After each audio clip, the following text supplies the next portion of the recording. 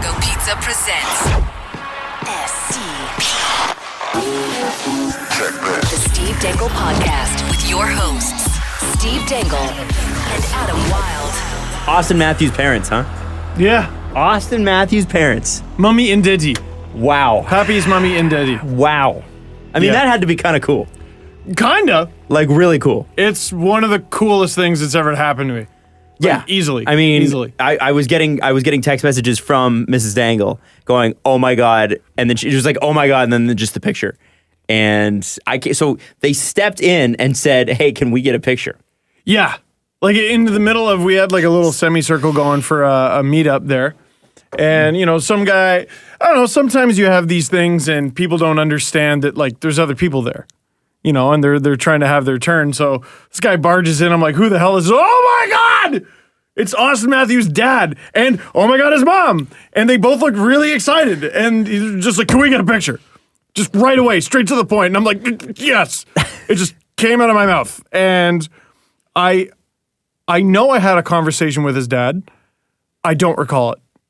You don't know what was said at all? No. You can't tell me one thing that Auston Matthews' dad said to you. The one time you got to talk to him, you don't remember anything. I think he said, no, okay, there was one exchange I remember where I just said, thank you so much for making Auston Matthews. And he just goes, no, thank you. Because For having nothing to do with it. for having nothing to do with it. And then I blacked out. I forget everything. Steve, Yes, Jesse. do you know that you look like you haven't left your house in weeks?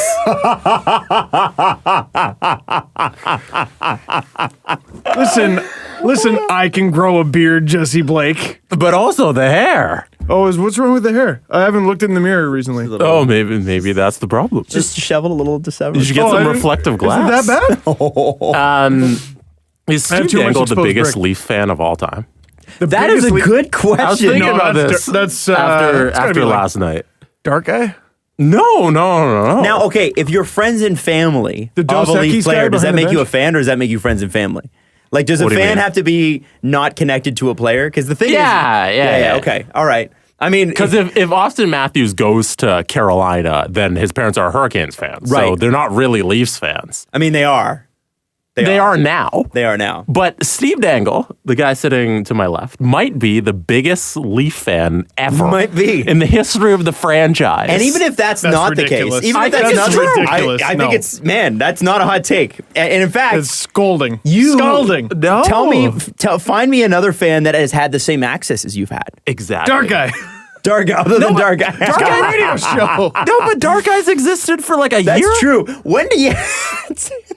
Can we just talk about the fact that we started this show because I thought it was silly that you didn't have a radio show and Dark Guy radio show right away.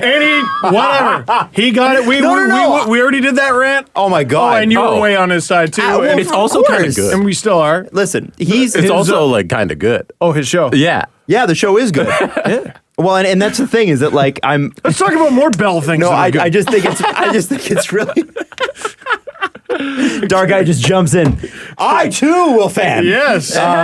It's a good thing he's, as I said to him when we had him on the show, it's a good thing he's just a good guy. Yeah. He's just the best. Yeah, no, I promise you, if he was a jerk, no fortunes would have come to him. No, he deserves everything that comes his way. But that's so cool. That is so cool. I mean, that Oh, the parents. you got to meet his parents and that sort of thing. Oh, by the way, you were there for a pretty wicked game too. Yeah, it was unbelievable. And of course, just Mrs. Dangle, again, just coming through in the clutch. Man, the Leafs only scored 4 goals, which is very low for Wait, why Mrs. did- Dangle game standards. Why did Mrs. Dangle come in the clutch? Because she, like, bringing her to Leaf games this year has just been a crazy streak. I think they're 5 straight games now. She helps the team win. She does. I didn't know that. She does. I didn't know she, had jumped that on the power. ice. Did you not see her You know elbow now. to You're Brad welcome. Marchand's big nose? Yeah, she was playing a second line center. She was. Yeah. Yeah, her name's Tomáš Plekanec. I didn't know that. Dangle Plekanec. I was trying to come up with Plekanec. those. No, it's not Yeah, going to work. didn't- Hey, nope. well, while we were watching at home, put your headphones on, gentlemen. Oh, yeah. I would like you to hear how they were watching in Boston. And I say here because you can't see this clip and we can't put it, I don't know if we can put the actual footage on our YouTube channel. Then we will get removed from you. Okay, but you can put the audio on because it's newsworthy. Sure. So that's the workaround. here. Maybe. See, this comes from Boston on the New England Sports Network. Are you ready? Now here's Bergeron as the Bruins go right back at it. The pass just under Marchand's stick. Anderson down on his front, and they're going to wave the play dead with the Bruins on the power play coming into the attacking zone. I mean, I understand if this is a peewee game or if there's a bone sticking out of his leg, but that is utterly ridiculous. I mean, the Bruins are on the power play. It's the third period of a playoff game. It's a one-goal game, and you're going to stop the play for a guy who's still conscious? Does he call? You got to blow it down now. Does he call Andreas Johnson Anderson? Yeah, he calls him Anderson. Okay. So it's when Brad Marchand fell into Andreas Janssen. And you know, it's funny. He does so much accidentally on purpose stuff. What a for beak, sure. too. What a just all game. The only Bruin I could hear just yipping all game, sitting next to that cursed bench. It seems to work for him. I mean, that's the thing about Brad Marchand is it's always worked for him. He gets away with it. So why wouldn't you keep doing it? So I said this in the LFR today. Mitch Marner, you saw it was like maybe 5 minutes ago in the third. Marner lines up next to Marchand at the faceoff, and Marchand slew foots him, and the ref cancels the faceoff, and they retake it. The second Marchand has to be 20 feet from me max. Like that incident had to be 20 feet from me max when it happened. So he slew foots Marner, and at the top of my lungs, I just go, typical! Several people on the Bruins bench looked at me, including the trainer, and immediately looked away because they knew he felt shame. Of course they know. He knows, Brad Marchand's on our team. Yeah, it seemed to work for us, But though. he scores a lot of goals, and listen, you do it too, and they justify it in their head. But no, he's just so dirty. From your almost on the ice perspective, did it look like Brad Marchand fell on purpose? I mean, it was a really awkward collision, and he seems to be part of a lot of those. Now, here's what goes into incidents like this is the benefit of the doubt, which Brad Marchand has none. Have you seen the clip today? What are you talking about? He has all the benefit of the doubt. Well, Every suspension is his first suspension. I mean like normal people, not officials. Okay. Have you fully explained that where Steve sat? Like, I don't think we yeah, between the bench. We you're right, we you're never right. even talked. Yeah. Said it. MasterCard. Should I just take you through yesterday? Yeah. So we can do that. It was bonkers, and I'll try to go through the quickest version of the story possible. So I was in contact with MasterCard for a campaign, but for a couple of reasons, we weren't sure if we were going to be able to do it or not. But I woke up under the impression that it was probably going to happen. We go downstairs. The basement is FUBAR. It is like it is flooding.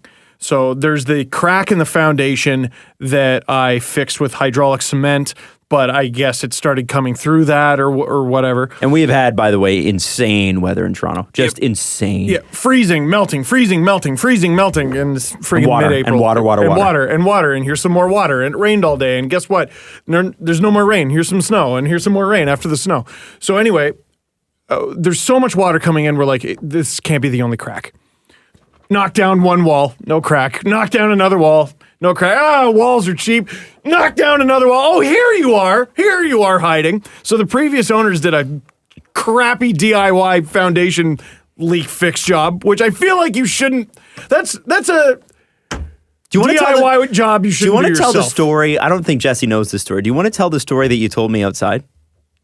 So when you buy a house and it's got a leaky foundation. Wait, so we're diverting a story to tell a story. This is a good story. All right, so everybody, we're taking a pause from the first story To tell and us this is the second story. It's a contextualized story to make this story even better. All right. Mrs. Dangle and I move into the house. A sandwich inside of a sandwich. Yes. Double decker. Don't act like that doesn't exist. Yeah, exactly. No, I think it's just one sandwich. Is a sandwich a sandwich? Yes. The ultimate conversation, the ultimate big brain conversation. So anyway, Mrs. Dangle and I move in, and we walk into the kitchen. This is our first time in the house as owners.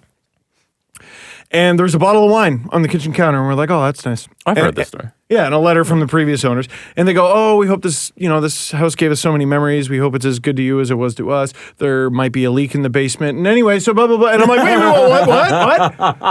There But thanks for your money, bye! Yeah, there might be a leak in the basement. Sounds an awful lot like there's a leak in the basement. And lo and behold, there was a little leak in the basement. But it didn't get really bad until this year. So anyway, I won't bore you with all that, but we found the second crack, and it was so bad that like we needed a shop vac, and we just had to vacuum up the water every 20 minutes. It was brutal. Meanwhile, I get a call while I'm doing that. Hey, it sounds like you're not going to be able to get the tickets tonight. And so I'm just vacuuming up this water and I feel like a spoiled brat. Like I literally just got back from Boston with you guys.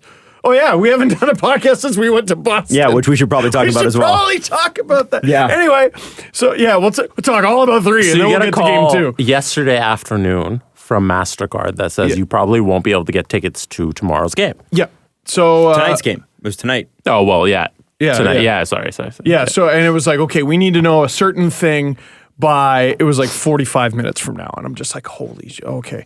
So I make phone call. I finally, yada, yada, boring details, get an email that says, I'm good, but the person who I need to call doesn't know, so I'm just calling them frantically, blah, blah, blah. And like right before the deadline, they're like, okay, good, we got all the information that we need to know. You can go to the game. Oh, and like Mrs. Dangle knows about all this, and it's a pair of tickets. And like she's got her hopes up too. So I'm just like, please let us actually go to this thing. So it's the MasterCard seats, not golds, not platinums, bench. Between the 2 benches on the ticket, it says bench. It's one of the craziest, ballest things I've ever seen. It says bench on the ticket. It might as well say left wing. It's insane, and you sit there and you can smell the players. Now, when we sat, I could have tickled Ron Hainsey's sweater. We went to a Generals game, and by the way, if you want to see Steve's actual seat, you can check out his Instagram or check out his video from today. But what was so cool about it, but I wondered about was, yes, you're that close, but these guys are like 6'4", 6'5" on skates. Could you see anything? I missed certain plays for sure, but there were other plays that I saw great. Like I had a great sight lineup. Obviously, there was the Marchand incident there. There was I got to hear some chirping between the benches, hear the coaches shout out strategy. There wasn't nearly as much as I thought. You could hear Babcock though a lot. He was very vocal, talking about skating and you just go to skate. You just got to skate, reminding them, you just got to skate out there. You can't be caught flat-footed against the Bruins. How loud is he when he's calling out the new lines? He's making a line change. He's quiet. He's quiet. He's not that yelling guy. He just he taps. Okay. He doesn't even yell it out? No. Have you ever seen that GIF of him? He literally just taps one of Matthews or Hyman on the back and just goes, go. Oh, no, I've never And seen that's that. it. And they're just like, yep. Last night with Don Cherry, he had to somebody sat down in front of him and he had to look down at their jersey and go, Captain, yeah, go. Oh, really? He actually took a moment, paused, and was like, "Oh yeah, that's you're good. Yeah, you go." And I think it was like towards the end of the game or on a penalty kill or something. It was really, it was like an important moment. I think we just figured out why they take so many too many men. maybe. We get there and you're between the freaking seats. And also, I've figured out why the platinum section always seems sparse.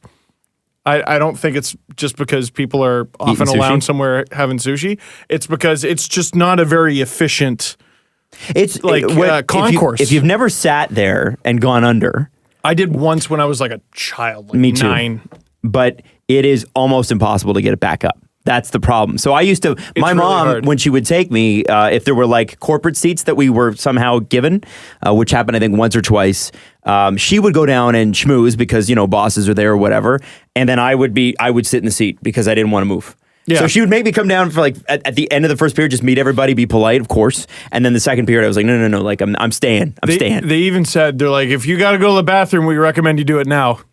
And for the first 2 minutes of each period, they just let you walk through. So it's not even a matter of, the game started. Yeah. So it's just really inefficient. And I guess because so many people try to sneak down there, as opposed to the nosebleeds or the Reds or whatever, they just let you walk freely. They check every ticket. So it just takes forever. It's super crowded, super cramped. Mm-hmm. But the game was unbelievable. Yeah, unbelievable. So here's just from our perspective, and Jesse, I'm not sure how you are during playoff games. I assume you're pretty cool as a cucumber as you normally are. I watched the game. You watched the game. See, I can be somewhat curt. I could be a little quiet. Yeah, stoic. I think I'm usually like that. Surprisingly. Last night I was not. See, I think everyone who met you at Boston Pizza last, what day was it? Friday? It was game Thursday? 1. It would have been Thursday, then. Yeah. Last Thursday would beg to differ because you were yelling obscenities in the middle of a Boston Pizza and scaring people. Weren't you there on some sort of like... Rogers Game Plus. Get it now. It's great. Well, you know what? At least I reacted to the 3-1 goal in a way where, as it was coming out of my mouth, I'm like, you shouldn't be reacting to this. And it's funny. I felt bad for SL. I felt really bad for her. Some guy even walked over. Wait. And he didn't. You felt bad for SL? I did. Why? Because I realized Sorry, that Steve. No. For how long have you known her? Almost 11 years. For 11 years, she's had to deal with that. And it's a certain amount of... What is that? Tell me about that. It's a spirit that can only be contained in the biggest Leaf fan ever. That's what that is. And it comes out during games. And she has to deal with that, and I feel bad. She does, yeah. Also, your dogs. They're probably scared. Home. Iggy's a vet. Like, he doesn't even wake up anymore. Charlie is adapting still. Yeah. It's a process. Yeah. It's a process for him. So sorry, a guy walked over. Well, a guy walked over, and I think he originally intended to talk to me first, but he just walks over to SL. He goes, "So that's real, huh?" It's great. Yeah, unfortunately, yeah, it is. But last night, I was loud, and there's glass right in front of me. So everything that I was screaming had to just be reflecting immediately back at the people behind me. Right, yeah. And I'm being intentionally, so like they tell you right away, you can't bang on the glass. Oh, why not? Well, because dude, the like players. it's literally you'd be banging on the glass next to the Bruins. So? And the broadcast booth, too. Isn't that where the broadcast, the I was on-ice broadcast booth? 6 inches away from Pierre Maguire. Did you touch him? No. But he turned around, gave a little wave, and went about his job. Made me feel bad about everything I've ever said. For sure. Hold on, did Pierre Maguire recognize you? No, it was more a wave at SL. It's like he knows people sit there, right? I mean, he's done a few games. Was she in like, Toronto Pierre? Yeah, Pierre. I think he knows who you are. No, I don't Yes, think so. I don't he might. think so. Yes, he Why does. wouldn't he? It's a small circle. Yeah. I don't know. Anyway. Elliot Friedman knows who you are. Elliot Friedman's got bigger than Pierre Maguire. Elliot Friedman has to know who I am. I don't know if he had the choice of knowing who I was, if he would. He doesn't know you by choice. Exactly. I disagree. That's funny. So anyway, I think you've caused enough of a ruckus around Toronto I that think people you- know you. I mean, Nick Kiprios called you a loser on national that television. was pretty good. I mean, so That was pretty fun. That's notoriety right there. So I'm Auston sitting- Matthews' mother knows you. That was crazy. That's great. going. But we will get to that. But so there's cracks in the glass. We're like, oh God, what's his name? Brian Papineau. He's been the Leafs trainer forever. He gave SL a puck. Nice. He just slid her a puck right before the third period. That's very So nice. it's got like Stanley Cup playoffs on it and everything. That's it's crazy. so Was it cool. a puck that was on the ice? It was cold. So, but I don't know what that Yeah, because means. they freeze them, right? It wasn't wet. People don't know Oh, that. okay. So- they freeze the pucks to stop them from bouncing around. Yeah, you never know. thing. I mean, it was probably used in like warm-ups at very least. I don't know. Okay. But That's very cool. Yeah, it was super cool. But so anyway, there's at least 2 cracks on each side of the bench that are big enough that like you could slide a stick through. So I know they can hear me. And so I sat next to the Bruins bench for 2 of the 3 periods because SL and I alternated. Woo! Just every why when they put the puck over the glass? Why would you do that? With your complaining. Boy, there were some upset Bruins fans about that particular play. Now that is the play. I haven't seen an angle like they don't think it might have. Yeah. But you can't actually tell. Yeah. Like you can't. You cannot look at me and definitively tell me, at least not from what I've seen. on the clip. But if they had called it no penalty, you could have been like, okay, that's fine. Or if they called it penalty, you'd be like, okay, that's fine, because you couldn't tell. It's really on could the have been clip- either way. On the clip I saw, you can't tell visually, but I could have swore I heard like right around when the puck would have hit the board. You can kind You of heard hear it, something? but I mean, Yeah. that could just as easily have been anything. Yeah. Could have been someone's skate, could have been someone's stick. I don't know. It went in favor of my team. And like I said in the LFR today, I don't feel bad. Well, I don't no. remember which goal it was, but there was a clear slew footer trip on a Leaf, right in their zone, right in the corner, right where the puck was, uncalled. And here's Led the right thing. to a goal. Show me any series anywhere, any sport that was called perfectly. Show me one. Not one. None of the 3 games in this series Mistakes so far. are a part of the game. And listen, we've had the first goal of the series was offside, and Babcock should have challenged. Oh, which brings me back to something I was saying earlier about the benefit of the doubt with Marchand on the Janssen thing. Yeah. I didn't notice this at the time. I saw Hyman blow up Marchand. That was wicked. Have you guys gone back and looked at the clip in slow-mo? No. Marchand tries to decapitate him. Marchand swings his stick back as he's on his way down, 150% on purpose to try and friggin' cut off Zach Hyman's head from the neck. He's a lunatic. He's going to kill somebody one day. He's going to kill somebody on the ice. Sorry. He's going to end someone's career. $5,000 fine. Yeah, $5,000 fine. And you have to go to his funeral. I mean, that's only the funeral respectful costs. Oh, come on. All right, you got to be one of the pallbearers. And then he slew foots the coffin. Like, this freaking guy, he's brutal. Now, as objectively as possible, I understand why Bruins fans are upset by that. Because it is a questionable call, and anytime there's questionable calls, fans will be upset about it. But if you pull yourself back from it objectively, you know that there's a side for both on that one. Yeah. There's just no way, there's no other way to look at it, and the call was the call was the call. And sometimes calls go against you, and what do you have to do? Kill it. And I mean, from the ref's vantage point, I mean, he'd have the best vantage point in the whole audience, right? Well, and so the thing was, and it wasn't like this penalty went on for several, for a minute and a half. 7 seconds. 7-second penalty. So kill the penalty, guys. And even if you didn't kill the penalty, you could have killed it for at least a minute, right? So it was just, quite frankly, you had a call go against you, and then you had a total defensive breakdown. JVR is exactly where he wants to be, which he has not been allowed to do all series long. That is Zdeno Chára 5 years later. And his second goal was amazing, but that's a skill play. What killed the Leafs 5 years ago was Chára just burying his stick one splinter at a time into JVR's back. JVR, he didn't even break a sweat. He's right in Chára's face, right in his kitchen, and he barely even got touched. Mm-hmm. It's still, 5 years older. He's still a Gronk. I still wouldn't want to take him on, but I bet 35-year-old Chára stops that. It's also the first 2 games they did stop him, though. They did. So, they absolutely did. JVR got a goal. Yeah, but I don't know. It was one play in the third game of the series. That's 100% after they true. lost the first. One of the things that you're right. Dmitry Filipovich tweeted, and he's like, "Wow, this shooting percent regression for the Bruins is really killing them." In reference to all the posts they hit, and it's true. Listen, the Bruins' first line has been completely dominant, but they're not going to shoot at that same shooting percentage the entire playoffs. No, and there are going to be things that don't go your way, and they hit a few posts, and thank goodness they did. Where is that Freddie Anderson save on Pasternak among the all-time greatest saves in Leafs history? It is among the best. I'm trying to think of a better one, and I can't do it. If the Leafs were to... the improbability of it. If the Leafs... How did that stay out? If the Leafs win the series, that's going to be one of the turning moments. It has to be. I think the Leafs were up 2 at the time. Yeah. But... Empty net for Boston. But there was a lot of time left. Yeah, there's 2.5 minutes. That's enough. It's more than enough. That's enough time. Oh my God! Did you see it live? Did you realize what happened? Did you think it hit a post or something? No, I knew there was a save. Yeah. I had no idea it was that point blank. Yeah. Mm-hmm. I had no idea. The one cool play for me that I didn't get to see, but that actually made it cooler, was I saw Willie with the puck. I saw him pass it. I couldn't see who it was, but that's where Matthews goes. And I knew it had hit his stick cleanly, and I knew he'd been the one who scored because that's what he does. Yeah. That's what he does. So, perfect game, perfect night.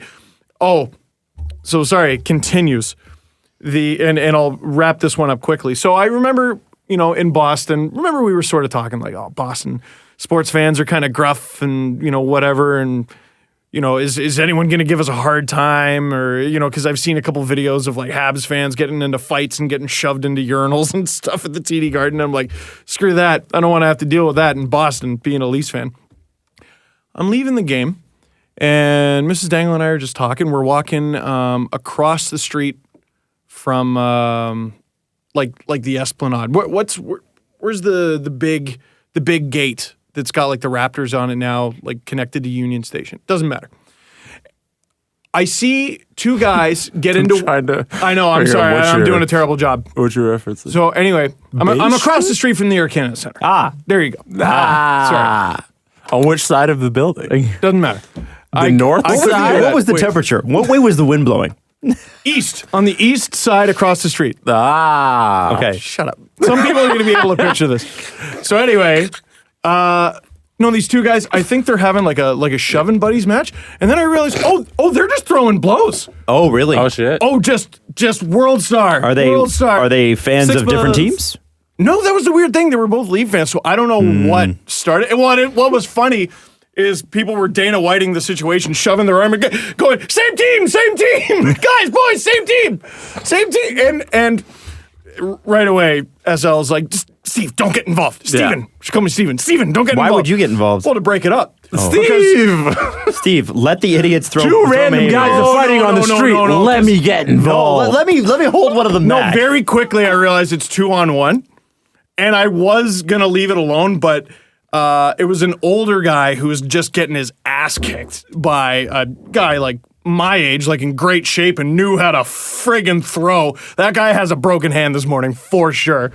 And so he's got the guy in uppercut position, and like you just blood curdling sounds the friggin' impact. I'm like, this guy's he's gonna kill this guy. So I like did my best to jump in. There were like 4 other people who jumped in. And I managed to get a hold of the guy who was getting his ass kicked and like kind of throw him out of the pile, and he walked off. He just walks off. Well, I mean, what else do you do, right? I don't know. Yeah. Yeah, you walk I away. don't know. I saw him later at the Union Station bus terminal there talking to a cop. But yeah, so that was crazy. We drive home, and then I use like this garden instrument that you use to like dig holes in your garden, like to aerate it. Mm-hmm. And I use that on the ice in the driveway so we could get the cars in the driveway because apparently it's the Arctic still seriously. in April. And after I did that, it was midnight and I went to bed, and that was the longest, funnest day of my life. You didn't talk about the intermissions of the game. Oh, right. First intermission. I think that was the whole starting of the story. First intermission, I met Martina Ortiz-Luis and her Who sings mom. the national anthem? Yeah, For she anybody sings who the doesn't know. national anthem. And she's great. What a voice. Oh my God, she's great, and she has like her own like sort of signature style to it. And we both at the same time saw each other and went, ah! So I guess she watches. Oh, really? I think she might listen too. Oh, cool. Well, hi, Martina, if she's listening. Yeah, hey, What's up? up? How you doing? Steve, I don't think you realize that you're the biggest Leaf fan ever. Everyone knows about you. No. I know why Jesse's doing this, by the way. It's to make you so uncomfortable. And It's my it's favorite. working. It's my favorite working. thing. In the I'm world. sorry that I want to support my friend. My favorite part about this is that there's going to be a segment. There's going to be a segment of people that don't know us that think we're being serious right now, and that's going to be my favorite. That's going to be Who's my not favorite being part. serious about what? I mean, it's arguable, Jesse. It's arguable. You're a chode. I want people to tweet in and prove that they're a bigger Leaf fan than Steve Dangle because you it's go. not true. Out dangle. Okay, so let's move on here, guys. We got to talk about the game real quick. So anyway, well, no, and we already talked about the talked about Matthews the game. parents part. No, the game that we were at. Oh, yeah. Come on. So Oh, that game doesn't matter. I don't know. I feel like I've been talking for half an hour. Do you guys have anything to say What about happened that with experience? his fucking Auston Matthews parents? I thought we talked about that. We did talk about it. Yeah, but Mrs. Matthews, who's I think her name is Emma. She walked up. She's like, "We love your videos. We watch you all the time." I'm like, "That's a lie, and that's wrong. And life is stupid. And what the hell is going on?" And so while I'm talking to the dad, Mrs. Dangle then relayed to me that she introduced herself to Austin's mom, and she's like, "Oh, you're Mrs. Dangle. Oh, I love your husband." That's funny. And she's So like, she does really listen We and love watch. your I mean, son. sorry, watch. Yeah. And sorry that, my husband's kind of a lunatic. And she just goes, "That's fine. We love him." That's awesome. And The shirt she was wearing, by the way, so sick. Yeah. The Auston Matthews cartoon shirt. So there's a website, and it's through the NHLPA. It's not the NHL. And that's how they have a shirt for every single Leafs player. Like if you want that shirt that you saw Austin's mom wear, but like for Andreas Janssen, you can get that. Or like a And it's Levo all one, teeth. even. It's just all teeth. It's just, yeah. Just all smile. And goals and speed also. No. It's a silly life. And just a talking silly about life. the actual game though itself, it's obviously. Oh, right. That's Austin still irrelevant. carried a lot of it. They still, in the end, outshot and outchanced. However, some of that, I think, is Scorefx, for sure. Oh, yeah. The Leafs outshot Boston when we were in Boston in Game 2. Yeah. Which is ridiculous because they got their ass pummeled. Yeah. Now, that is a very wow. I don't think you meant to say that. I did. Not how I would. No, we should pause on ass pummeling and keep talking about it because that's what you do when someone says something. All right. Woo! It's been fun, guys. It's been fun. It seemed like the Leafs controlled. They did seem to drive play, and they didn't seem to be as intimidated. And I think Tim and Sid were talking about it actually. Before the game. They said Tim's like it seems like there's moments where they just don't. The Leafs defense just didn't want to go into the corners, and it seemed like yesterday it didn't. No, before yesterday's game, and he was right. I was about to say yesterday there wasn't a single moment like that. They were. That's what flipped. And that's such a much more tenacious, hard hitting team. Hyman with the big hit. Morgan Rielly was a monster. And Tomáš Plekanec, best game as a Leaf. Well, hands down. And that's really, that's not, the bar wasn't exactly high. No. But he did play very well. No. And the Matthews goal seemed cathartic. It just seemed like a, and then here's what I loved, though, I think. Was the first goal for Patrick Marleau was just the yelling. There was like this yell. The second goal, though, it wasn't just a yell. It was like a guttural, like, we just won the game. Yeah. Yeah, which, sure didn't feel like it. No, unless the Leafs get like a 2-goal lead with 20 seconds left, I don't feel safe. With a 3-goal lead. I know. The worst. It's brutal. Well, and as the clock ticks down, I suck at math, but I'm great at math in those moments because I'm like, okay, that's a goal every 20 seconds. All right, that's a goal every 15 seconds. I don't feel so. Okay, a goal every 8 seconds. All right, I think I got this. Yep. Couple stats. A goal every 8 seconds. Couple stats from James Myrtle. Okay. Going into last night's game, he tweeted something to the effect of 88% of series, which are 2-0. The team with 0 wins ends up losing. 88.8. That's bad. From James, later on. Teams in the Leafs situation, down 2-1 in the series, but having won Game 3 at home, have won Game 4 57.4% of the time. Wow. They've also won the series 21% of the time. All right. So our chances went up 3%, and I think that's positive. I think that's pretty good. Right? That's pretty good. And if they do keep playing this way, it's not. The first 2 games were. It's not that they lost. It's how they lost. And I guess we can just talk about the fact that while we were there at the game, and we'll talk about all the stuff surrounding the game in a second, but let's get into the actual hockey. It was Game 2. Of Game 2, yeah. Okay. Well, we were actually in Boston. Yeah. It seemed like this a little bit in Game 1 too. Everything that could go wrong went wrong.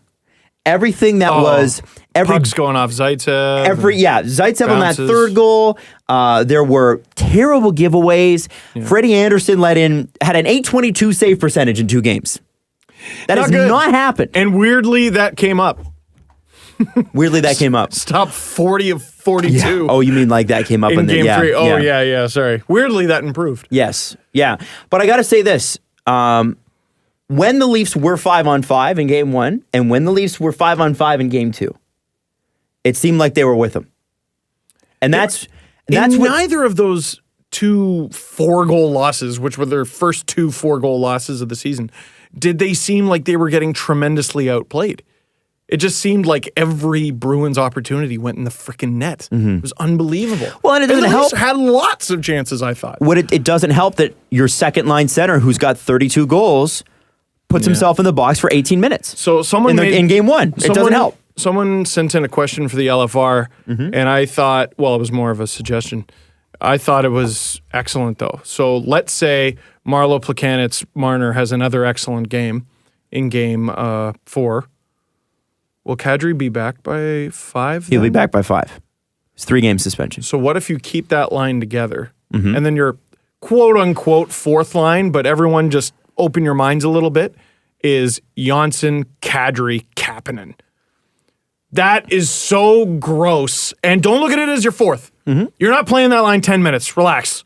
It's how they're deployed. It's how they're deployed. You're obviously using Kadri on the power play. You can obviously throw him into special situations. But when you think about it, if Plekanec does his job and that line sticks together and is really good, Kadri could, if you needed him to, be a really good, because what do you want your fourth line to be? Just a bunch of jerks. Mm-hmm. Just Kapanen can be a jerk and a scoring threat. Kadri can be a jerk and a scoring threat. And Johnsson can be a bit of a jerk and a huge scoring threat. They all got speed. They all know how to score. And you would, in effect, be giving yourself 2 shutdown lines that know how to score. That's a potential. I'm going to count the Boston's got nothing on that. I'm going to count the Matthews line next year as that's your first line. Right? That's the first line now. First line now. Yeah. Next year, that's a line that could work. That's a line you could keep Kapanen, Johnsson, Not as your fourth, as your second. Yeah, that could be your second line. And then your third line is more of a shutdown line with freaking Mitch Marner on it. Yeah, Marner, Marlowe, and whoever they get for center. Yeah. And then, here's the thing.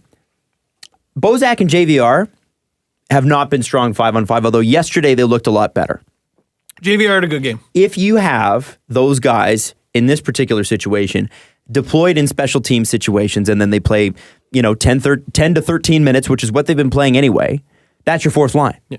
And that's okay. Boston's run your show so bad. You got to get creative. On home ice, especially. Let's say the Leafs take game 4. They still need to get creative to take at least one of the Boston games, right? Mm-hmm. Why not make it so that you don't have a fourth line? Well, yeah. If you do it this way, you literally don't have a fourth line. What does Boston target, really? Other than Matthews. Well, so of course they target Matthews. You're forcing them to target Matthews. But then you got these 3 other lines that can score. Mm-hmm. I don't know. And the thing is, the problem with the Bruins is that they've got one line that can win any game, anytime, anywhere. That line is probably. Yeah. I mean, I don't think I've ever seen a better line.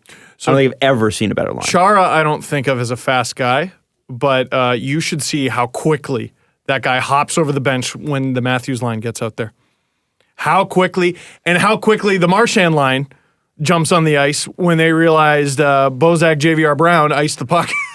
Oh yeah, the Bruins are targeting that line big time, I would might be too. Worthwhile.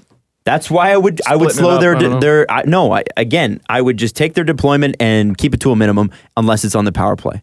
That's the book on Bozak and JVR. They're terrible defensively. Yeah. And Connor Brown, time and time again, he has terrible numbers to show for it. Yeah. But he's the guy that has to be responsible in that line. It's kind of a shitty job. But it's the thing that he's had to play this year. You know who was a great back checker last night? Nylander. Yeah. Nylander. It allowed because the Leafs defense is not great, but they have a couple guys who you need to be able to let them fly. Gardner's one, Riley's another. Dermott had a big giveaway, and I think it was Connor Brown who came back to bail him out, so he was big on that one. But Nylander was consistently back for whenever some guy wanted to take him for a walk. Yeah, he's so fast. He needs to be. Yeah. I think the thing that really stands out to me is when you get buy-in like that. Because there have been times when Nylander has been caught a little flat-footed on the defensive end. Mm-hmm. That's an important step. To win, you're going to need that. To win against this Boston team, which is a phenomenal team. It's just phenomenal. That's what it's going to take. And so from moving back to game 2, we sat there. I sat with Steve. Jesse sat with Paul, who was from.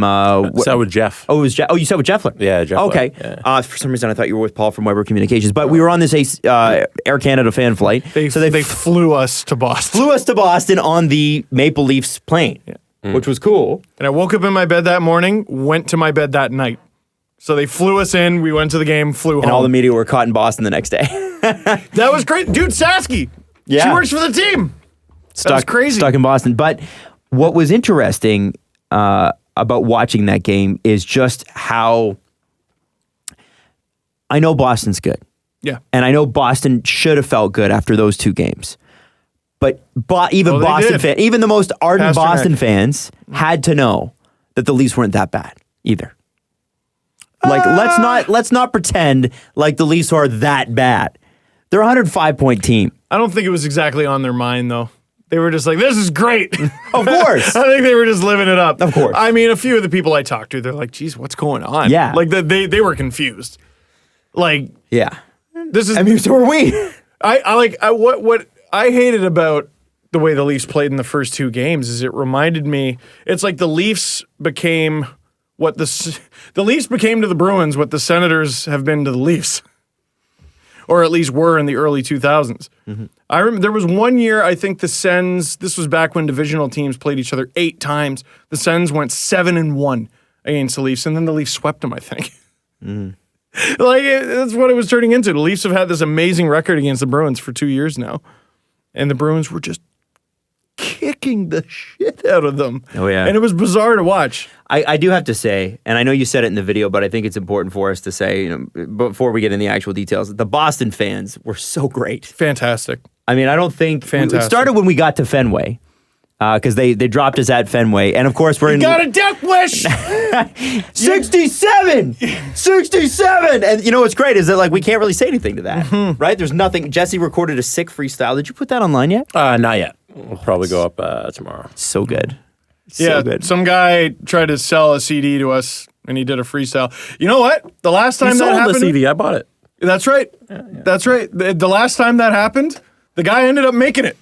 Papoose. 2005. Bought an album off him off a street corner, and then he's doing a song with the Pussycat Dolls. And Jay-Z as well, right? Didn't he have something with Jay-Z? Did he? I don't know. That's what did he do? Oh, I referenced the episode. No.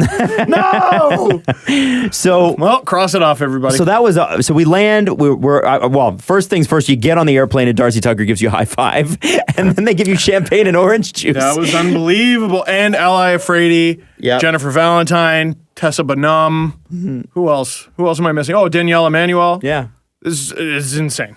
It was great, insane. And of course all the winners. So we get to Boston. They give us the option. You should explain the whole thing though.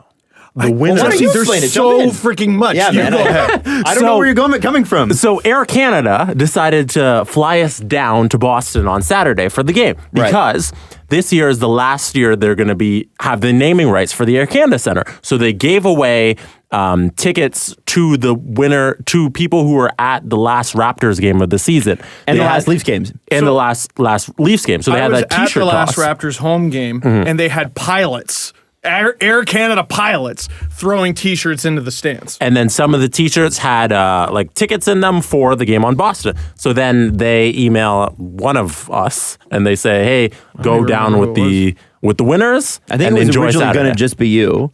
And then it was both of us, and then we're like, no, it should be the three of us, and they're like, oh, yeah, sure, all right, and it worked out. So that's how we were down. Those are the winners that Steve referenced, so people know. Right. So we were the influencers that spread the word. Yes. And so we go down, and we first thing they also dropped, Jeff was there. Yeah, Jeff was also there. And we had what was it? We went to Fenway and bought tickets with these Visa cards they gave us, which was awesome. And we go in, and Fenway is so... I had a MasterCard. Oh, did you? Yeah. I had an American Express. Fenway was sick because... But I had a MasterCard. It doesn't fucking matter. I think that was the most important part. We walk in, and we're about to get in, and Jesse gets pulled over by this enormous dude. He's like, come here. And what did he say? I don't remember. You don't remember? No, you'll have to tell the story.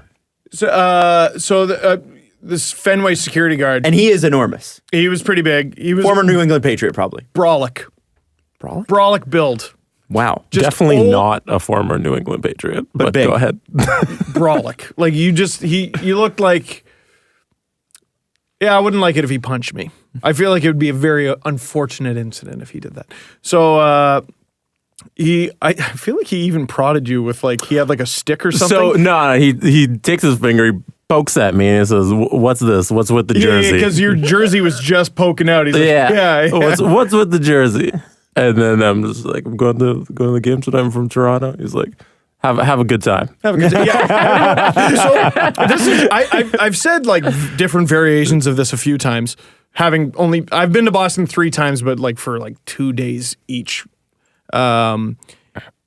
Giving people shit, chirping, it's etiquette there.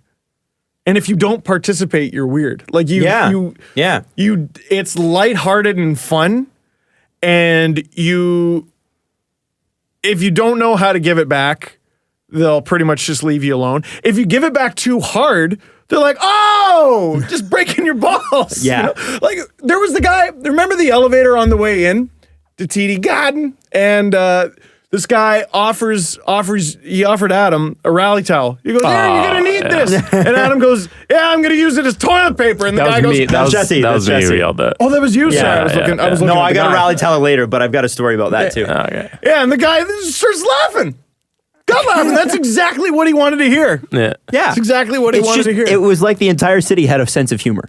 And that's a great way of putting it. That's a great way of putting it. It was great. I loved it. And you know what was great is some guy, I think it was second intermission, the Leafs are down like 4 goals, and a guy comes over and is like, "Hey, nice jersey." Like, he says something. I'm like, "What are you even chirping at, man?" And he comes over to me and he just shakes my hand and he's like, "I'm sorry." And like that's never good, eh? Oh, it was bad. But it was so one of the times, and Jesse, you weren't you didn't see this, but so Steve and I are sitting right beside one of the exits. And on the other side is where, if you're in a wheelchair, you can sit there. That's one of those views. So somebody in a wheelchair, we're like cheering every time the Leafs score, and then Boston gets 2 more. No, we're cheering every time there's a Leafs save. Yeah, it's like 5-1, bro. The guys behind us are counting Curtis McElhinney's saves. Nice. He was literally doing it. And they're like, "Oh, that's his 10th save, guys." Yeah. I don't know if he got that high. So after one of the goals, and it was just a heartbreaker, this girl wheels up to me in her wheelchair and just puts the rally towel on my lap. Is up to me appropriate? Yeah. Wheels rolled up. Came up to me. It was the way she did it. It was like a very rolled it up to me. Rolled it. She rolled right up, and she just went. She's like, "You're welcome to join our side," and then just kind of wheeled away. I was like, "Ooh!" Didn't even give me a chance to respond. And then she went back to her section, just flashed me the heart sign, and I'm like, "Oh my god!" It was etiquette. Totally. It's one guy told us, he goes, "Toronto fans, like, I like you. You guys get it. Like, we give you shit, you give it right back, and it's fun." He was saying how Montreal fans, they make it personal. And so hey, Habs suck or whatever. And they just start going off. Right. And it's like, whoa, wait a second. No, we're playing a game here. It's fun. It's just banter. This is the game, and according to this one drunk dude from TD Garden, anyway. Who sat behind me. Oh, he did? Yeah, and who was yelling all game. Oh, my God. Oh, that's how we met him. Yeah. He followed you out? Up to the concourse? Yeah, when he saw us up at the concourse, and then he came over. Yeah. Okay. Yeah, that was funny.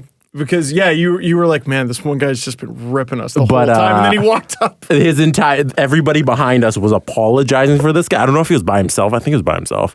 He's got a solo seat, but everybody around him was apologizing. They're like, "We're not all like him," and he didn't give a fuck. He just kept yelling. Well, they were honestly. It was just. I mean, it made the game a little bit more livable. It made it fun. Oh, it was a of good course. time because of the people. Oh, we made the friends game with was people garbage behind us. Yeah. There was like a family. One of them was French Canadian, or I guess her parents were French Canadian. She moved to Boston. Yeah. Oh, and in Boston, everyone just tells you their life story. Yeah. Oh, yeah. And if they have any Canadian roots, they tell you about it. Mm-hmm.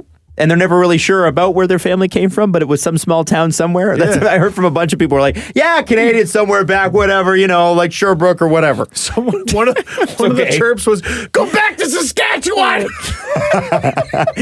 That was outside of Fenway. I forgot about that one. Yeah, and I love that city, man. I love it. Fenway Park was so cool too because it's 100 years old. And we went up to the, like, we were sitting in the, bottom bowl, I guess you can call it. But we went up to the actual outfield. And, they got a standing bar there where you could stand and drink and hang out. And hung out with 4 or 5 guys who were like, "Hey, you want to drink your way to the game?" We're like, "Yeah, we might do it." And he's like, "Cocktails only." We're like, "No, we can't." No, mixed drinks only, he said. I forgot. We talked to those guys for like 45 minutes, and I completely forgot about it. Like, this week has just been bananas. It's crazy. Hard to keep up with. Those guys were great. And again, they tell you your whole life story. And, like, if you rip on your own team, just gut laughs. Yeah, they love it. They just love taking the piss. They told us how much they hated Tuukka Rask. I'm like, "Why do you hate Tuukka Rask?" Yeah. And they're like, "Well, he gives up garbage goals, the garbage." And I'm like, "But he makes spectacular It's like he'll make saves. all the saves, and then what he lets in is garbage." He's like, "Oh, hey," and he forgets how to. What was he like? He's like, "Oh, hey." That's exactly what he. Well, I know. Oh, and he forgets how to touch the thing. There was one part of Saturday that you didn't enjoy. What was that? It was Jesse. It's Jesse's fault, isn't it? So no. It wasn't his. It was okay. It was partially his fault. Partially. I'll go through how it's partially his fault. So we were on a bus, and we had this bus that we had like 5 minutes from the arena, something like that. Yeah, it shuttled us around. Yeah, and like shuttle buses do. Yeah, we were freezing from being outside. Because one thing we take for granted with the Rogers Center, which actually just had a game canceled, is it's all games are indoors when it's cold.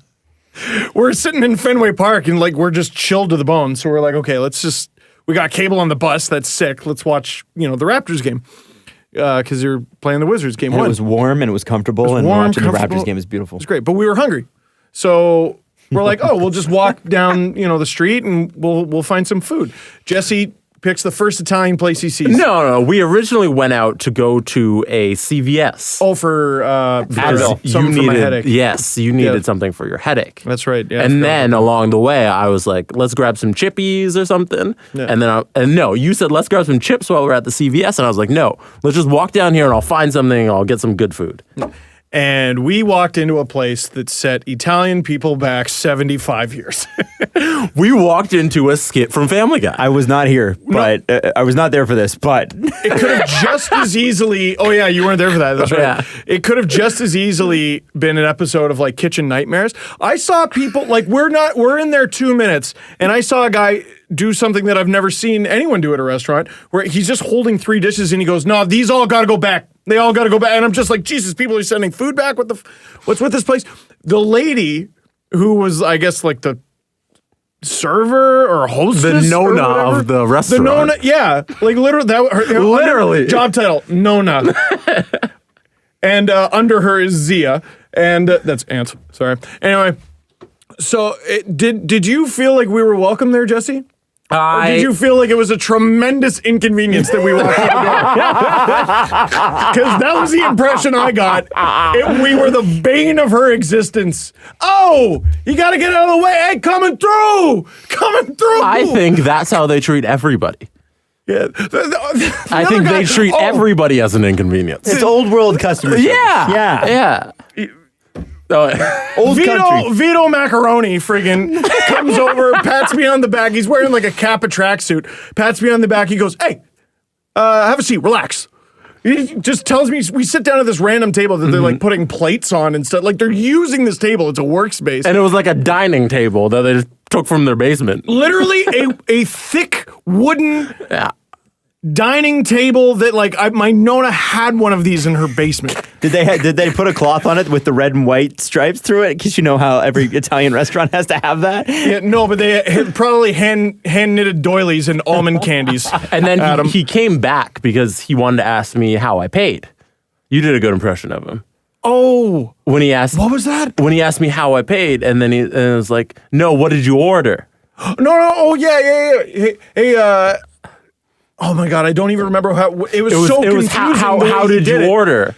And then he talked to you like you're a schmuck because he's like, no, what'd you get?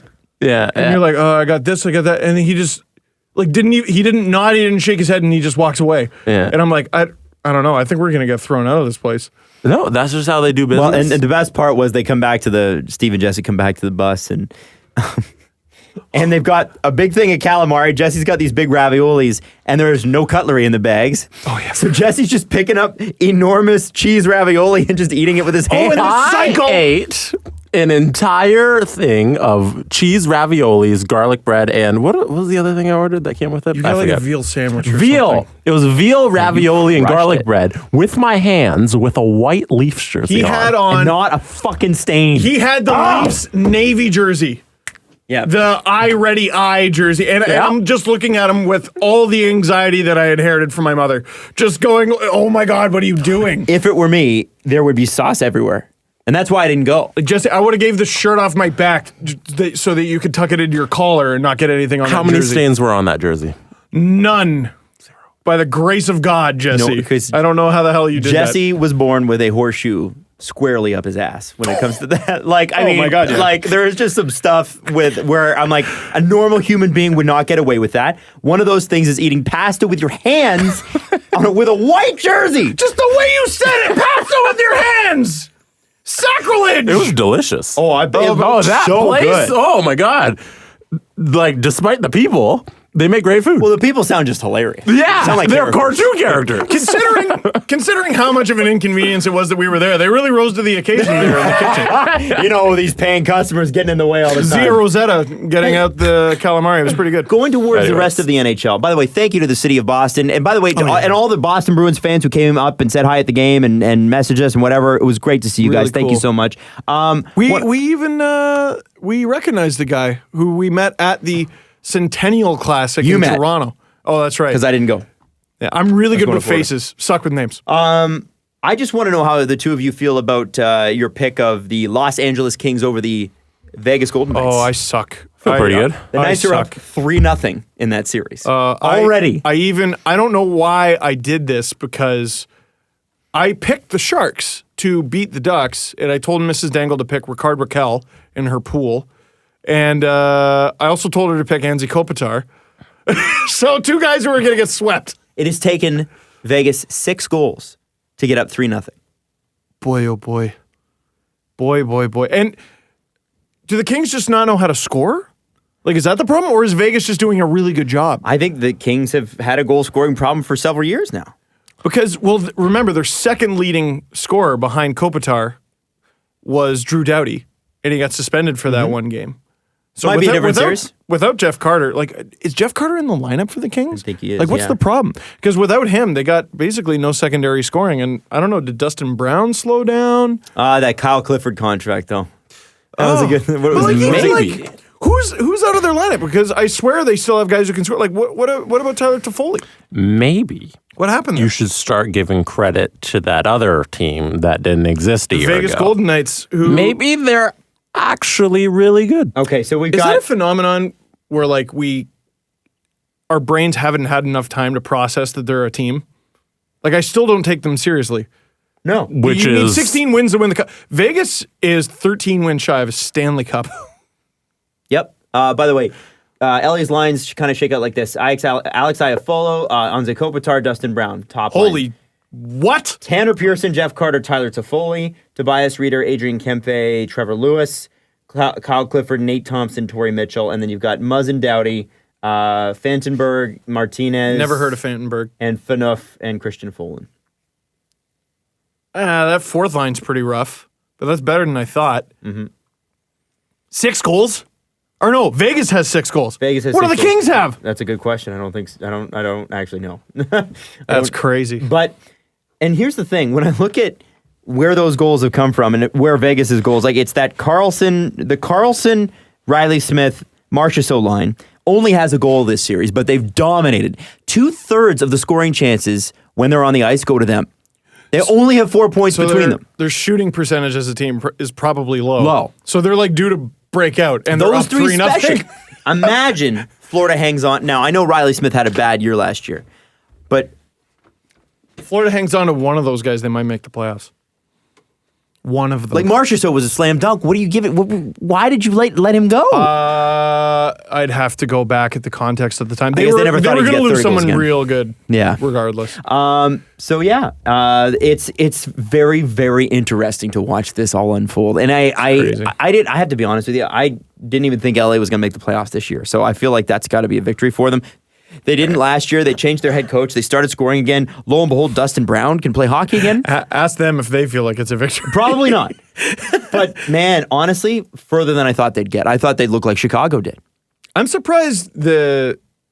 surprised the Sharks are winning. I'm surprised the Ducks are getting killed. Well, yeah, so it was 8-1 yesterday. And here's what's fun. I love Randy Carlyle quotes because they remind me so much of our past. Oh. When you play playoff hockey and you play tight hockey, you try to limit the opposition's opportunities and don't allow the freedom that we allowed to give up on 2-on-1s and odd man rushes. You play tight. You want to be stingier, and specifically on the road. That was an extremely poor performance on our part. Randy, that's Randy Carlyle hockey. It's loose defensive hockey. But then, like, Rely that's on what John he does. Gibson. Rely on John Gibson. And also rely on John Gibson. And so he gave up 5 goals. They pull him, and they still give up 3 more. I mean, Who's their backup? Oh, Ryan Miller? yeah. Oy. In Anaheim? I think so. I think so. Yeah. So, and then by the way, and Eric Fair's goal, I don't know if you saw that, but That was great! He sure looks like he might be a great fourth line center. I don't know. I honestly think don't know why he the didn't work Leafs here. would have liked him as a fourth line center. They just couldn't afford him. They couldn't afford him. It was the contract?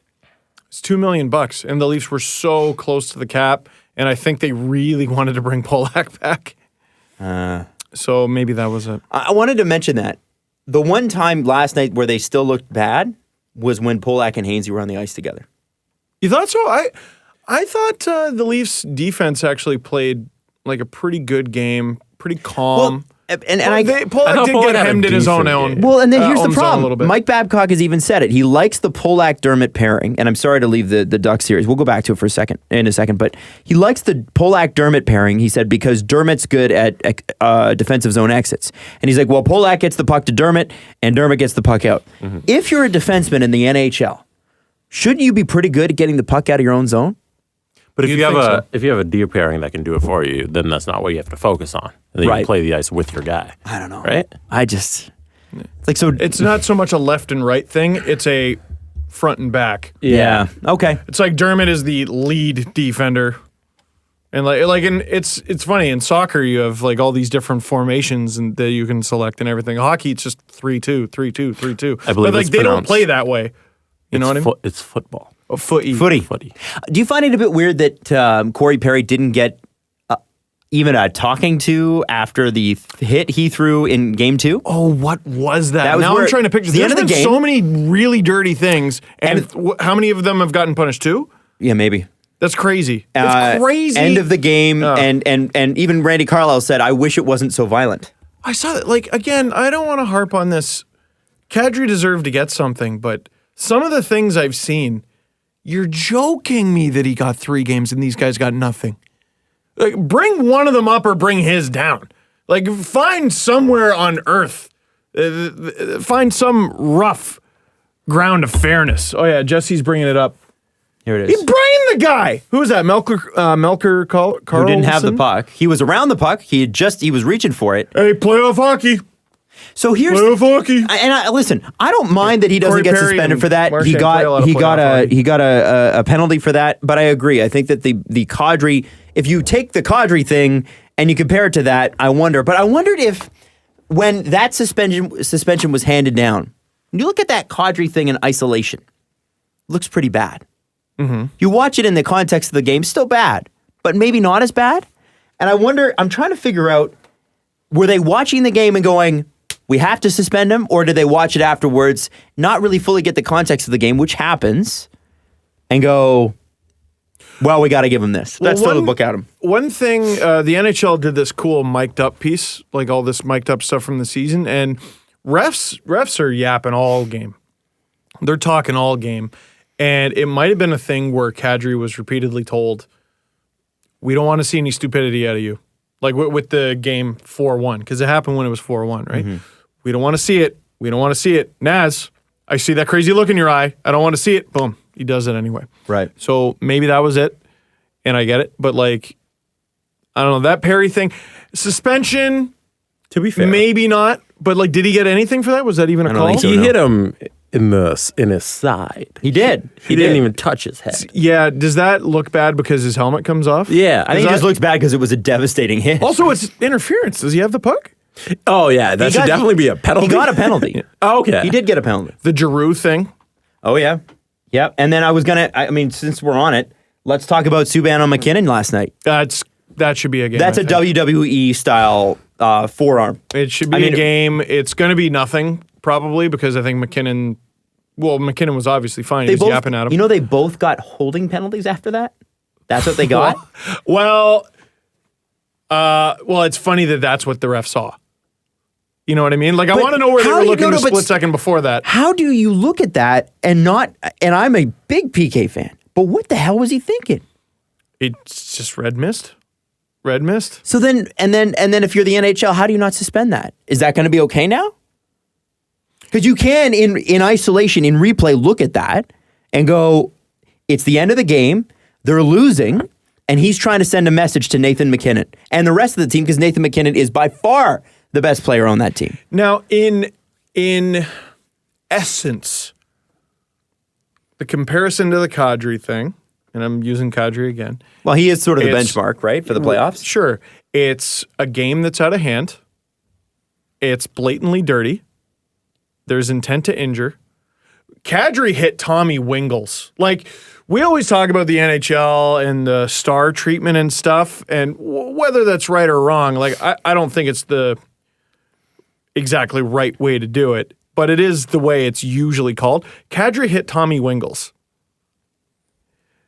Subban's going after a guy who, if he's out, the Avalanche are out. It's a miracle the Avalanche are in it at all. They've won a game with their starting goalie against the top seed in the league.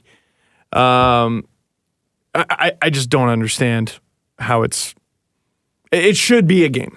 I have heard nothing about player discipline. Yeah, it'll be nothing. Nothing. So they're not going to take a look at all at it? Well, I mean, it seems like they probably look at everything, but I have not read a single thing today. And I kept waiting for it, that there'd be some sort of disciplinary hearing, and I'm surprised that there hasn't been. And maybe, I don't know, man, and again, this has nothing to do, this particular thing that I'm about to say really has nothing to do with the Kadri thing. I don't know in any situation what the line is. And that's what the weird part, and it's the same with the NFL. The NFL, it's like you have it's just indiscriminate. You have no idea. So you should be able to see something as a fan or as an expert or whatever. Even the guys on Sportsnet are like, I don't know, man, because there's no consistency. And if there's no consistency, then it's pretty hard to say, yeah, we're justified in doing this if you've been inconsistent. And I get George Peros has a tough job, but so what? You accept it up. You accept the paycheck every week, man. That's your job. Whoever's in charge of NHL discipline, often seems to take the personality of like a politician from South Park. Like, oh, well, if I do this group's going to get mad at me, and if I choose this, someone's going to get mad at me. All I wanted was the power. I didn't want all this responsibility. Everyone just screams at me. Tough shit. It's the gig. It's not 6 minutes in a fight. It's all the time. So there's a couple all things. the time you're in charge of these decisions. There's a couple things. Yes. All right, This is from April 14th, would have been Saturday. So that's game 2 of the series between Nashville and Colorado, I believe, if I have those dates. April 4th. Is that when we were in Boston? Yes. Yeah, that was game 2. Yeah, Adam's birthday is 13th, which is Friday. That's right. Yes. So this was Subban on game 2, where he slide tackles. Crazy trip. Yeah. Ooh. That was not called. There was no penalty on that. Ooh. And then he comes back, and next game, he hits McKinnon head with an elbow from behind. I mean, that's just a mistripping call to me. That's a mistripping call. Okay. It's pretty aggressive, but it's a tripping call. And this is I wouldn't call that intent to injure. I wouldn't call it intent to injure. No, it's funny. I was talking to like Andrew Berkshire about it. Like, there are infractions in hockey all the time. That's what penalties are.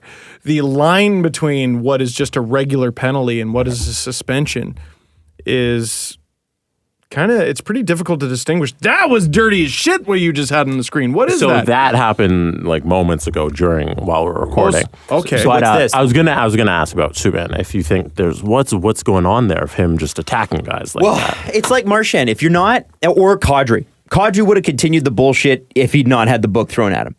And every team has the player. Like, I got a Boston fan tweet me after game 1 going, how could you ever cheer for Nazem Kadri again? And I said, Save it. Tweeted back and I said, Save it. Brad Marchand plays for your team. Playoff hockey. Right? That's all I've been getting to. So that's the thing, is that like, shit happens, it's hockey, we get it.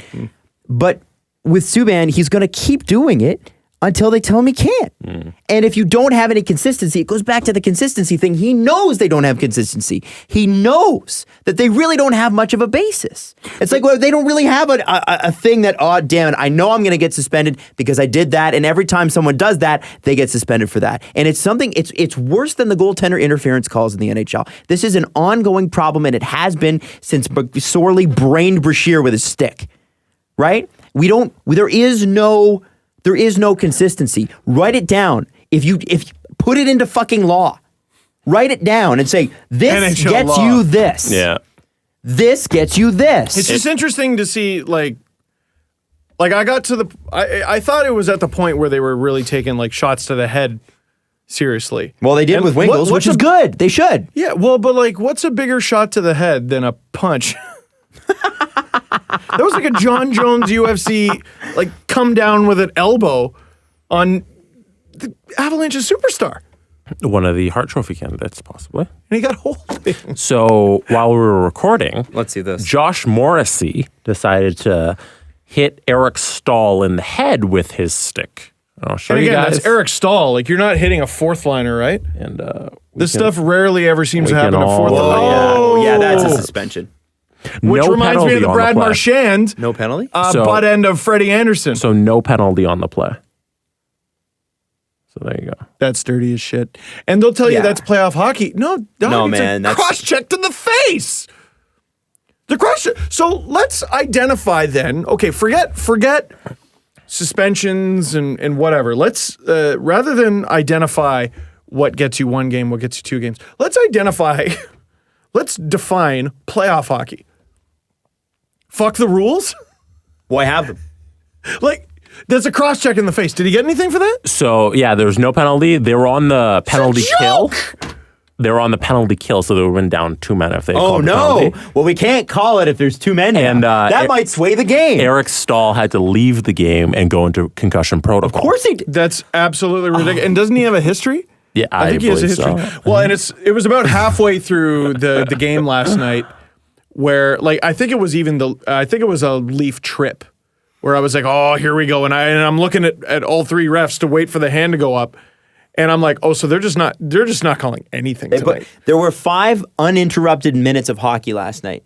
Not a whistle for 5 minutes in the third period. Which is super fun to watch, but and you know, you're trying to entertain the fans and everything, but like, we're watching hockey.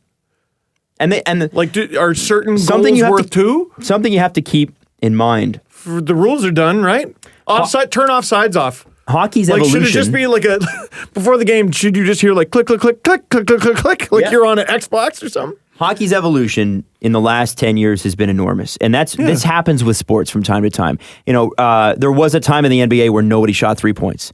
Now everybody just shoots 3-pointers. That's the new thing. Hockey has gone through, because of the rule changes, some significant changes, and the rules have got to adapt. And we've got to get away from this. Well, it was like that in the 60s and the 70s and the 80s in the playoffs, so this is what we're going to do now. Is it a rule or is it not a rule? If it is a rule, you enforce the rule, right? The worst argument I saw against all of Marchand's shenanigans was, man, did you watch playoff hockey in the 80s or 90s? Stupid. Man, did you watch movies in the 80s or 90s? What does that even mean? Yeah. Go watch a horror movie from the 80s or 90s and look at the special effects they have today. It's not the same. There's been a little bit of evolution, wouldn't you say? Mm-hmm. You know? It's so ridiculous. Hey, did you watch women's rights in the 1940s? Like, what are you talking about? That's always my favorite thing when people want to go. When people say, "I want to go back to the good old days."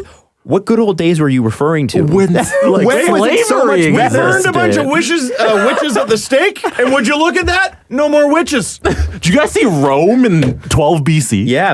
Like, it was really crazy. cool when they completely, massively slaughtered all of Gaul. I really liked when they did that. There is Yeah. Adam. That is beautiful. Where's that bingo square? Adam brings up some empire that you haven't heard of since grade 11.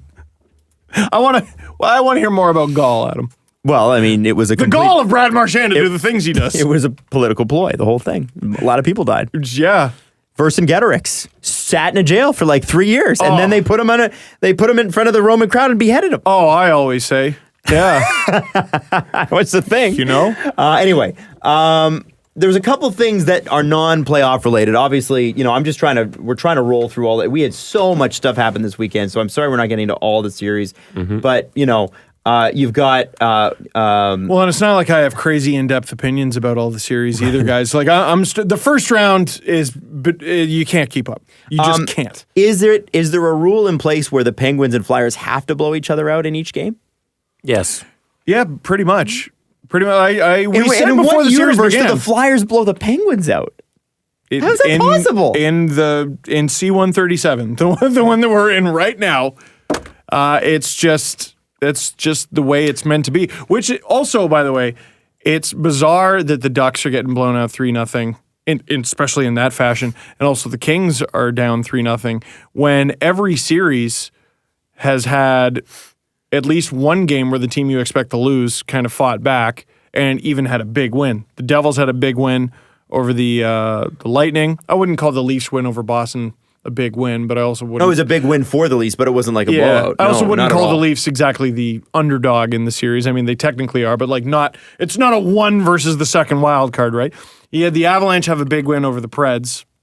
Devils have a big win over the Lightning? Yeah, no, I said that. Oh, you did, sorry. Yeah, talked about your second favorite team already. Sorry. I'm trying to keep it all going. What was interesting is watching Bobrovsky's just steal the show against Washington and all those highlights. I am blown away. Like it's unbelievable what happens. I'm like fully behind the Caps this year, going, this is their year. And I don't remember if it was Russian Machine or if it was like Vice or Deadspin, but I just saw a headline saying the Capitals are doing this on purpose, right? Dude, what was it? Back-to-back games, 2-goal leads, losing overtime. In the playoffs, like they're just cursed. What does this say about Alexander Ovechkin's legacy if he's unable to once again ask make Slava it out Malibu of a second round? Yeah, ask Slava. He doesn't have any interesting opinions Ask about Slava. that. Even a Russian said it, Malibu. Even our Russians said it. That's the thing. Sometimes with his tweets, people are like, see, a Russian guy's saying Yeah. it. It's like, no. I mean, that's a guy's opinion. That he is Russian, sure, fine. He's got a little more insight. But I mean, that doesn't necessarily mean that I would agree with that. But anyway, he has a full-on hate for the entire organization, man. You could just see it in the tweets. It's crazy. And it's good because we should all that's gospel right there. Right. Well, outside of the playoffs, I'll never understand that. Flames have fired Glen Gulutzan. And how did he feel about it, Adam? He felt Gulutzan? or Gulutzan. Gulutzan. Yeah, I've heard it said both ways. So Glen Gulutzan not going to work here anymore. Sorry. I'm not proud of it. I'm not proud.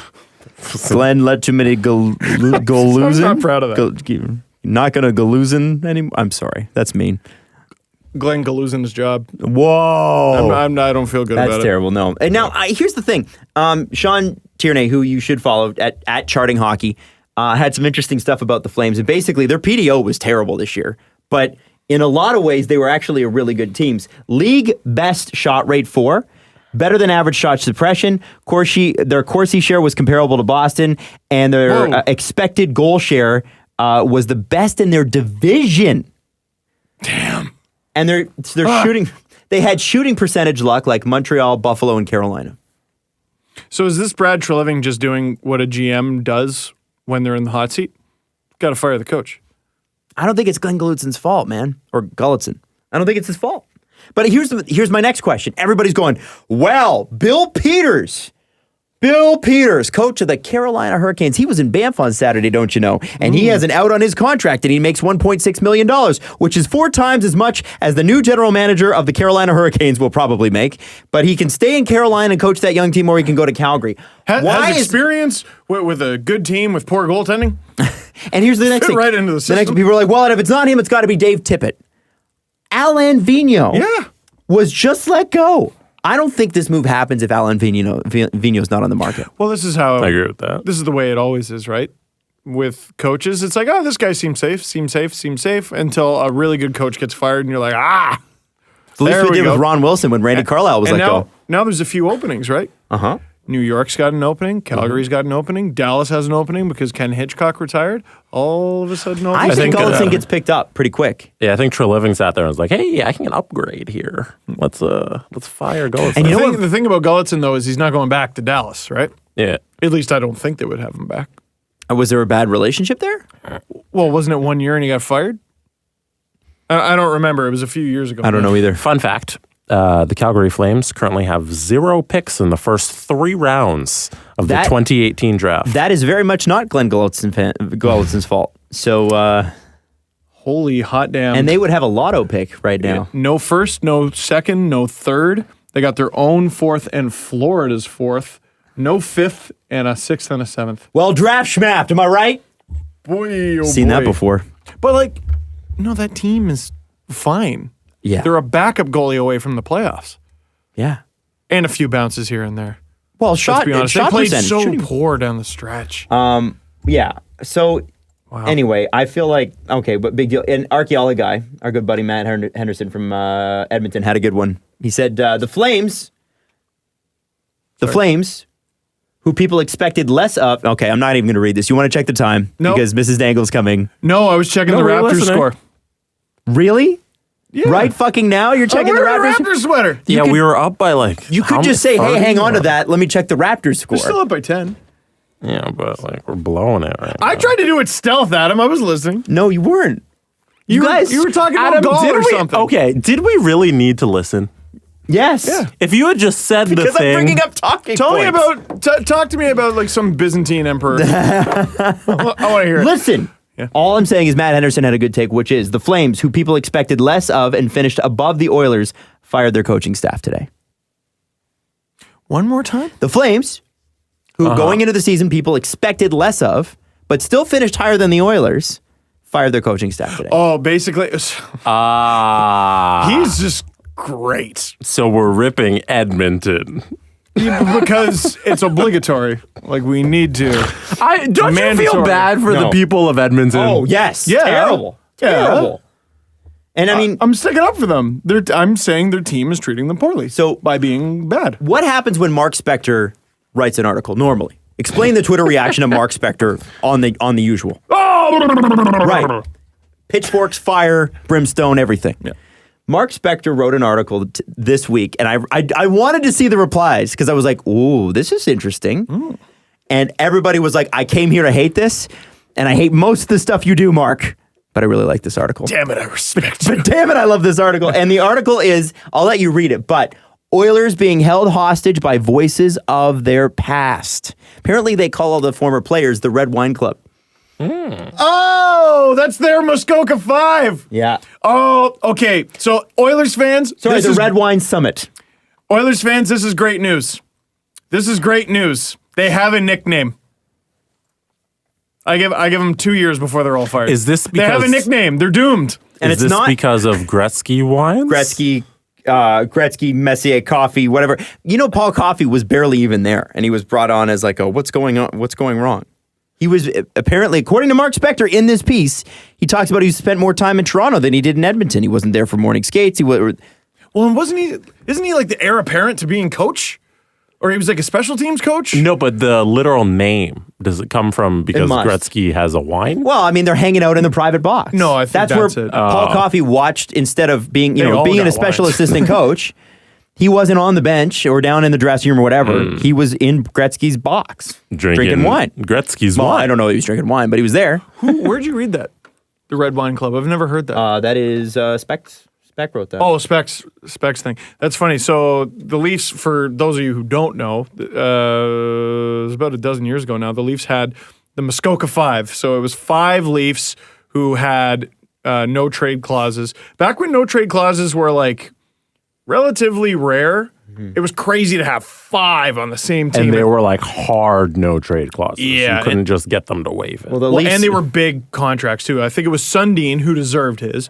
Caberlet, McCabe, I want to say Tucker, and who was the 5th? They're the 5th member of the Muskoka 5. I can't remember.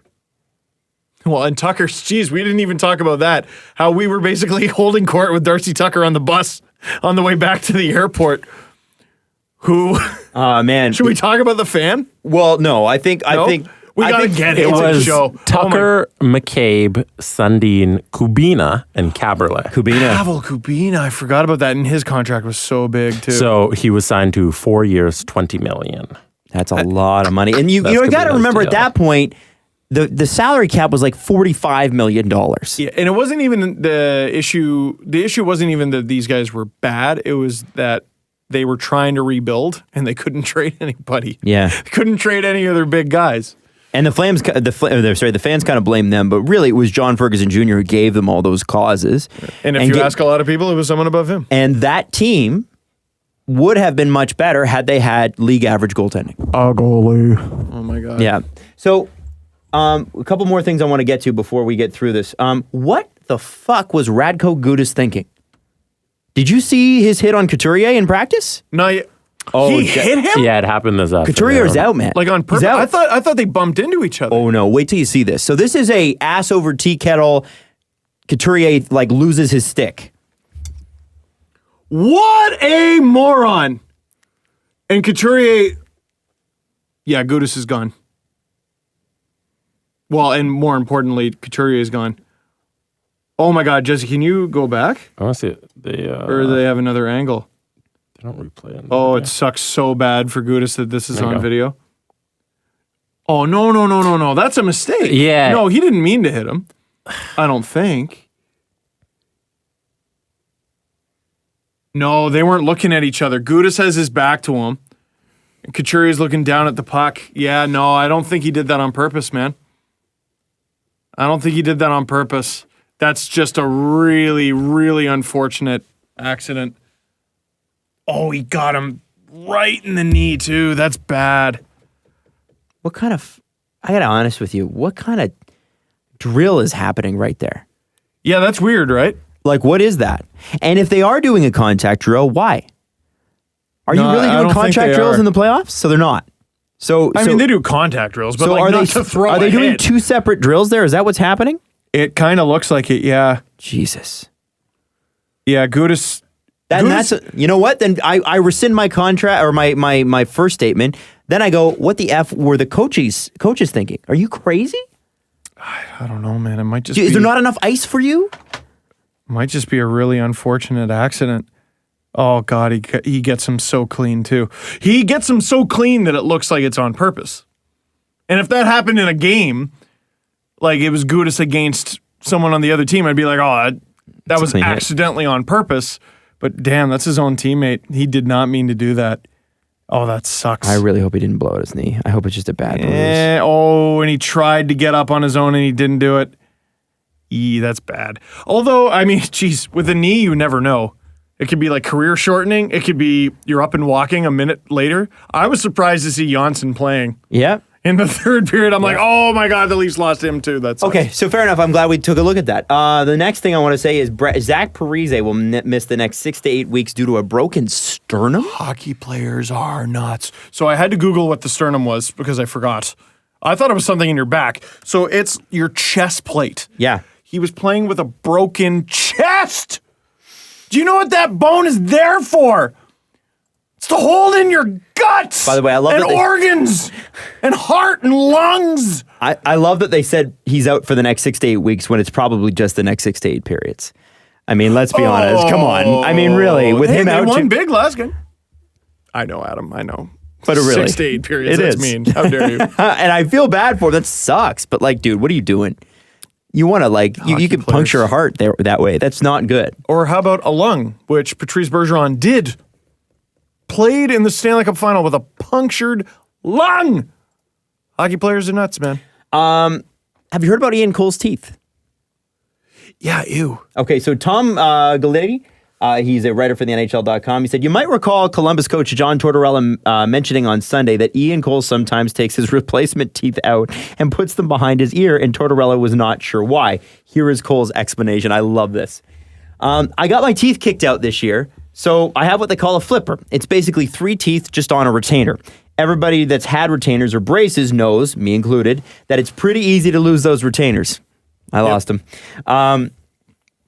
It's just a half moon shape. So when I'm eating and can't eat with it or drinking coffee or whatever, I take it out and I put it behind my ear, like a pencil or something, just so I know I won't lose it. Because otherwise, I'll leave it on a napkin or something and it's gone. It seems like a good place to. So gross. It seemed like a good place to put it, so I wouldn't lose it. Tort saw it the first time and was like, "What the heck was that?" Or "What the heck is that?" And then he goes, "I thought it was a good idea. I guess I need to rethink where I put my teeth." Don't you have like a case for it, like glasses? Well, yeah, but you don't carry it around everywhere. You never. Did you ever have a retainer? No. Did you ever have a retainer, Jesse? Never. Okay, so that's why my bottom teeth. So aren't you the never greatest. carry the case around with you. It's like, well, I got to carry one more dumb thing. No, you can't. You take the retainer out, you put it in like a napkin or a towel or a tissue or whatever, and then you eat, and then you pop it back in again. When did you get your braces? You got them kind of late. Got them late in grade because I stopped losing teeth in grade 10.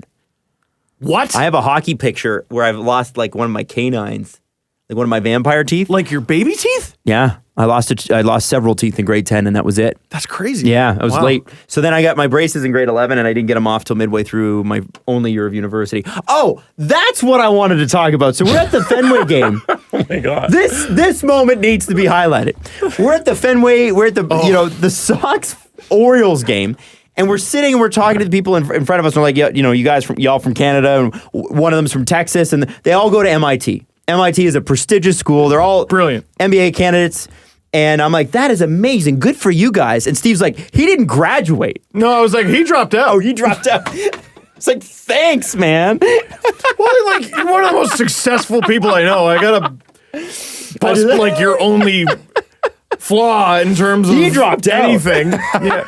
You dropped out and then had and are having an enormously successful career in the field that you dropped out of. It was just very random, very funny, but very random. I was in Boston. I had to bust your balls. It's just polite. It's true. It's just etiquette. Boston gets into you. Hey, let's do the press conference. The presser. By the way, just so I do know, what is the Raptors score? I was just about to ask. Dangle press Question one conference. from Adam W. The Raptors are easily going to win game 2. They're up 125-107 with 2:58 left in the fourth quarter. By the way, after this podcast, Mrs. Dangle is going to take the subway up here because she bought a selfie ticket. She's at that game by herself right now. Drake. She really wanted to go to a Raptors playoff game. Drake has food in his teeth, but he's smiling. Good for him. Got food in his teeth. He's down at the game right now with some food in his teeth. Oh, wow, he does. Very He nice really does. October's very, very own sweater. It's interesting. The Washington Wizards seem to be blowing themselves apart while they're in the playoffs. It's like I think you guys were telling me I think about they that. all hate each other, right? Isn't it they all hate each other? Yeah. I feel like you were explaining this to us. So Oh, yeah. On the bus. Like Bradley Beal turned it on once John Wall got injured, and everybody seemed kind of happier, and then he came back, and they've been playing awful. So I'm pretty sure they don't like each other. that seems like a bad way to be. Yeah. So anyway, go Raps.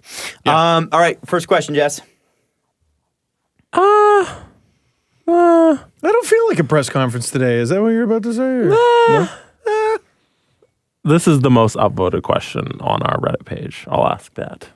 And then I think we're done. Oh boy, Jesse seems skeptical. I don't like this.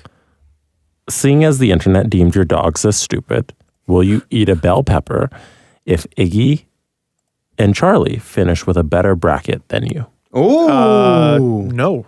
That's what I thought. Just straight up no. Yeah. I will take a 0% risk of eating a bell pepper. Sorry.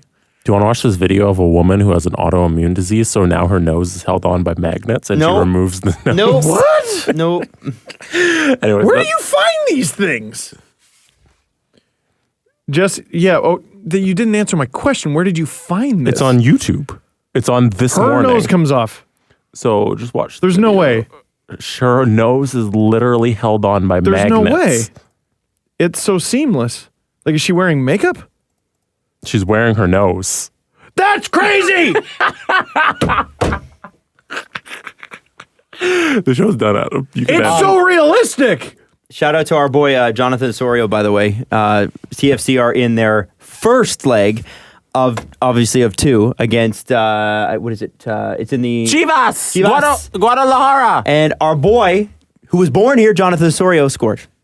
Oh, nice. That's a huge goal. That's a huge Because we were just hoping for like a 0-0 draw, and then you go there, and hopefully you pot one road goal. Mm-hmm. But since we scored, that's huge. Huge. So this game is here It's right now at BMO. at BMO. So there's a TFC game today. There were 2 Jays games in Toronto today. The one's currently going on. I One's believe. currently going on, and the Raptors are currently playing a playoff game. Jesse actually posted an amazing thing on the Tim and Sid Instagram today, which was about the Blue Jays. What was that? They play. Oh, they played 21 games in 20 days. Starting today. How do they? So there must have been. Were there 2 canceled games? There was So one in yeah, Toronto, they have one in they have Cleveland? another doubleheader in Cleveland later this month, and they had their doubleheader today. So yeah, they fit in 21 games in 20 days because baseball. Beba! That is very Beba. Did you see the woman take off her nose? Yes, I did. I've seen this earlier. I saw it earlier. You saw it I mean, earlier God today? bless her. It sucks that she even has to be in that situation, and it's actually really good. Like, it's amazing. But My astonishment isn't at what it looks like. It's at there's no mark. Yeah. It's just got your nose. Like it's what every kid thinks happens to them, but real. Yeah. She's just able to. That's crazy. And it makes me so uncomfortable. I don't know. She seems pretty cool about it. Yeah. It's what also, So, like, good what on also her. helps is how casual she is about it. Like, here's my party trick. I mean, if you had a magnetic nose, you'd do the same. I think. I mean, maybe. I'll let you know. All right, so we're out of here until what? Friday? Are we doing it Friday? Yes. Because we got to get 2 in this week. I don't know. We definitely can't do Thursday. Yeah, Friday's our only choice. Yeah. So Unless Friday we do is. like Sunday, but I don't think we could delay it till that far. No, we can't because Sunday's really next week. Yes. Also, we're not here Sunday. Possibly. Potentially. We'll talk about it. we can't announce that yet. So we'll talk about that. We'll talk about that later on. Did I forget something? Or? No. We'll talk about that in a little bit. Hey, love you guys. We'll see you Friday night. Friday night. Friday? Has to be No, Friday night. Steve. Has to be Friday night. Friday Steve, night. has to be Friday night.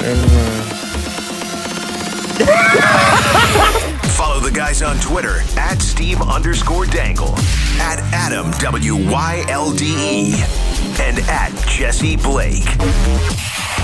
The Steve Dangle Podcast. Brought to you by Panago Pizza. Order at panago.com and stuff your face with deliciousness.